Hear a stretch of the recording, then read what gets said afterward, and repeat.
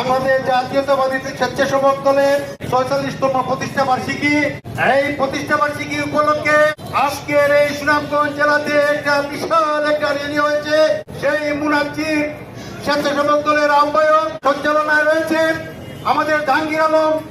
তাদের নেতৃত্বে আজকে যে র্যালি হয়েছে, সেই র্যালিকে আমার পক্ষ থেকে এবং বিএনপির পক্ষ থেকে, স্বেচ্ছাসেবক দলের পক্ষ থেকে, ছাত্র দল, যুব দলের পক্ষ থেকে আন্তরিক অভিনন্দন জানাই। বন্ধুরা আমার, আজকে যারা বিভিন্ন থানা থেকে, বিভিন্ন উপজেলা থেকে আজকে এই র্যালিতে শরীক হয়েছে, স্বেচ্ছাসেবক দলের নেতৃবৃন্দ এবং কর্মীবৃন্দ, তাদেরকেও আমরা আজকের এই র্যালি থেকে শুভেচ্ছা জানাই। বন্ধুরা আমার, আপনারা অনেক বক্তব্য রেখেছেন, অনেক কষ্ট করেছেন।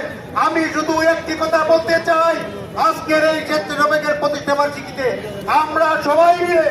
আমরা সবাই মিলে চেষ্টা করতাম চাই। বন্ধুরা আমার, অনেক দিন আন্দোলন সংগ্রামের পরে স্বৈরাচারী শেখ হাসিনাকে আমরা হটিয়েছি, আওয়ামী লীগকে বিতাড়িত করেছি। আমাদের এখন কাজ হলো চেষ্টা করা, সেই দুর্নীতিবাদ দেশকে ধ্বংস করে দিয়েছে। বন্ধুরা আমার, তাই আমরা সবাই মিলে তারেক রহমান সাহেবকে সাথে নিয়ে, আমাদের দলের চেয়ারম্যান তারেক রহমান সাহেবকে আজকের প্রধানমন্ত্রী, উনাকে সাথে নিয়ে আমরা দেশ গঠনের কাজে লিপ্ত থাকতে পারি এবং অংশগ্রহণ করতে পারি, সেই আহ্বান রেখে স্বেচ্ছাসেবক সবাইকে ফুলের শুভেচ্ছা জানিয়ে আমি আমার বক্তব্য শেষ করলাম। ধন্যবাদ। খুদা হাফেজ। বাংলাদেশ জিন্দাবাদ। স্বেচ্ছাসেবক অমর হোক।